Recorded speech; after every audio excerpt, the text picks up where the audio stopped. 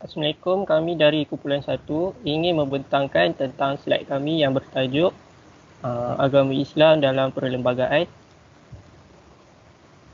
Okay, kami terdiri daripada 4 orang, iaitu saya sendiri, Aimah Hamizan, penyedia slide, Muhammad Syafiq bin Ali, ketua kumpulan, Muhammad Nur Aiman, pencari isi dan maklumat, dan Muhammad Syafiq bin Syari, pencari gambar dan video. Baik, untuk pengenalan,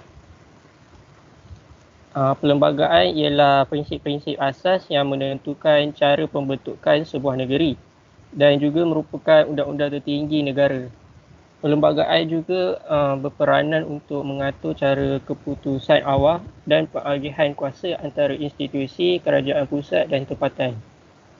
Perlembagaan Malaysia mengandungi pelbagai perkara seperti kerajaan pusat, institusi kerajaan pusat dan tempatan. Perlembagaan Malaysia mengandungi pelbagai perkara seperti kedudukan raja atau yang di-Pertuan Agong, bahasa Melayu, agama Islam dan juga menyentuh tentang sistem pemerintahan kewarganegaraan, pilihan raya dan sebagainya. Agama Islam pula merupakan agama bagi persekutuan seperti yang diperuntukkan oleh perkara 31, 3 dalam kurungan 1 dan Sultan dan YDPA berperanan sebagai ketua agama Islam dalam negeri masing-masing. Baik, untuk perkara 3 dalam 1, agama bagi persekutuan. Islam ialah agama bagi persekutuan, tetapi agama-agama lain boleh diamalkan dengan aman dan damai di mana-mana bahagian persekutuan. Seterusnya, untuk perkara 8, perlembagaan persekutuan telah memperuntukkan kesemua warga adalah sama di sisi undang-undang. Mereka berhak mendapat perlindungan secara sama dan adil. Diskriminasi terhadap warga negara tidak boleh diamalkan semata-mata atas alasan agama, rupa paras, keturunan, warna kulit atau tempat lahir maupun jantina. Walaupun perkara 8 dalam kurungan 2 melarang perbezaan disebabkan agama, kaum dan sebagainya, terdapat pengecualian seperti dalam perlembagaan negeri yang mewajibkan hanya individu berketurunan Melayu dan Islam boleh dilantik menjadi menteri besar di negeri mempunyai raja. Dan seterusnya,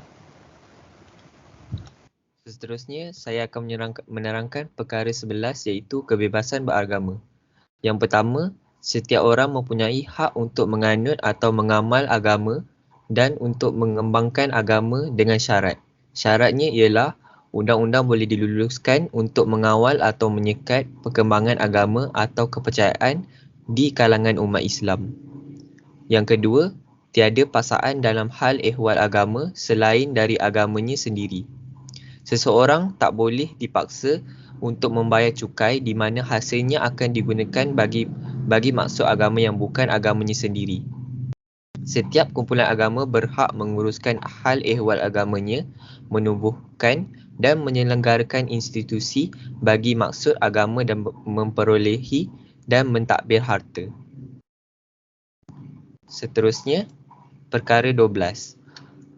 Hak berkenaan dengan pendidikan.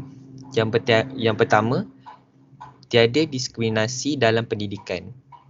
Tiada warga negara boleh didiskriminasi hanya atas sebab agama, bangsa, keturunan atau tempat lahir.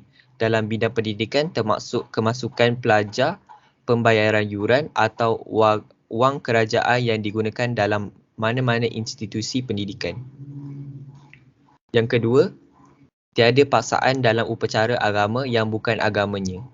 Seseorang itu tidak boleh dipaksa atau belajar untuk mengambil bahagian dalam mana-mana upacara atau sembahyang sesuatu agama yang bukan agamanya.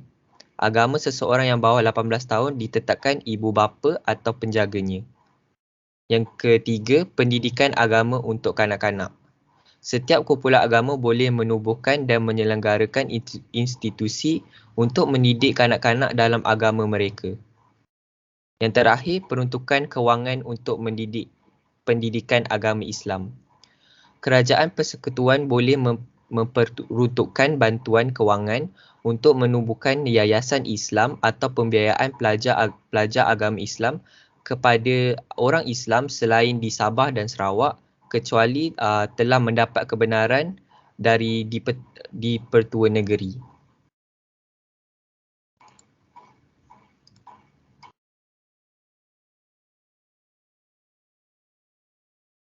So, perkara 121 iaitu kuasa kehakiman persekutuan. Perkara 121 memperlihalkan tentang kewujudan dan bidang kuasa mahkamah di semenanjung Malaysia, Sabah dan Sarawak.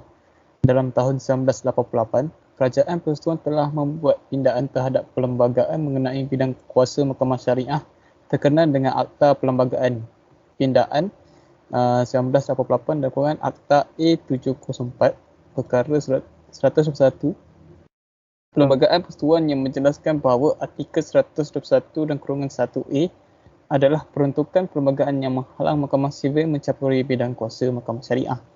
Dengan pindaan ini, kewujudan dan kewibawaan Mahkamah Syariah telah diiktiraf oleh Perlembagaan Persekutuan dan Mahkamah Syariah mempunyai bidang kuasa yang mutlak untuk memutus dan menyelesaikan kes-kes atau apa-apa perkara yang terletak di bawah bidang kuasanya. Ini bermakna Mahkamah Sivil tidak boleh membicarakan sesuatu kes yang terletak di bawah bidang kuasa Mahkamah Syariah. Sedangkan sebelum ini Mahkamah Sivil juga mempunyai bidang kuasa yang sama. Di dalam beberapa kes dan Mahkamah Sivil boleh membicarakannya dan jika terdapat penjagahan maka keputusan Mahkamah Sivil adalah bertamat. Seterusnya adalah perkara 150 Promulgasi darurat. Di bawah perkara 150 dan kurungan 2, Yang di-Pertua Agong juga boleh membuat proklamasi darurat sekiranya baginda berpuas hati ancaman darurat besar atas sebab keselamatan negara atau kehidupan ekonomi atau ketenteraan awam hampir benar berlaku. 3 asas atau alasan boleh digunakan oleh Yang di-Pertua Agong bagi membuat perisytiharan darurat, iaitu ancaman ke atas, keselamatan negara atau kehidupan ekonomi ataupun ketenteraman awam. Dalam perkara 150 dalam kurungan 6A, bertujuan untuk memelihara hal ehwal Islam walau dalam keadaan darurat. Ini jelas menunjukkan hal berkaitan agama Islam diberi status tinggi dalam perlembagaan. Peranan Yang di-Pertua Agong juga diberi penekanan dalam perlembagaan, walaupun dalam perlembagaan tidak menetapkan baginda sebagai ketua agama persekutuan. Tetapi dinyatakan dalam sumpah jawatan berkenaan Yang di-Pertua Agong bertanggungjawab sebagai ketua agama bagi memelihara keamanan dalam pemerintahan secara adil. Okey, seterusnya saya akan menerangkan tentang kedudukan Yang di-Pertua Agong dalam perlembagaan. Jawatan Yang di-Pertua Agong diwujudkan pada tahun 1957. Jawatan ini adalah lambang perpaduan negara Malaysia. Peraturan pelantikan Yang di-Pertua Agong termaktub dalam jadual 3 Perlembagaan Persekutuan. Semua Raja Melayu layak dilantik menjadi Yang di-Pertua Agong kecuali raja yang tidak cukup umur, tidak mahu dipilih menjadi Yang di-Pertua Agong atau dipikirkan tidak layak oleh Majlis Raja-Raja menerusi undi sulit atas sebab keuzuran akal dan badan atau sebab-sebab yang lain. Pemilihan Yang di-Pertua Agong diadakan 5 tahun sekali. Majlis Raja-Raja yang terdiri pada 9 orang sultan berkuasa untuk melantik Yang di-Pertua Agong. Perkara 3 Perlembagaan Persekutuan menetapkan bahawa Perlembagaan Negeri Melaka, Pulau Pinang, Sabah dan Sarawak membuat peruntukan yang menetapkan bahawa Yang di-Pertua Agong sebagai Ketua Agama Islam negeri berkenaan. Yang di-Pertua Agong juga adalah Ketua Agama Islam bagi negeri-negeri berkenaan. Dalam perkara 3 juga menyatakan bahawa kemudian baginda juga melantik jawatan tertentu bagi negeri-negeri sebelum ini, iaitu negeri Selat sebelum kemerdekaan, iaitu Pulau Pinang, Melaka dan wilayah persekutuan atas Majlis Agama Islam negeri berkenaan. Manakala bagi jawatan-jawatan dalam Majlis Agama Islam di negeri Sabah dan Sarawak, kuasa pelantikan tersebut diturunkan kepada Yang di-Pertua Negeri. Okey, seterusnya soalan dalam kami punya tajuk ni, kami dapat soalan apakah kaitan antara agama Islam dan juga kenapa agama Islam dipilih sebagai agama rasmi dalam Perlembagaan Persekutuan, sebagai agama rasmi Malaysia. Okey, yang pertama sekali orang Melayu merupakan penduduk asal tanah Melayu.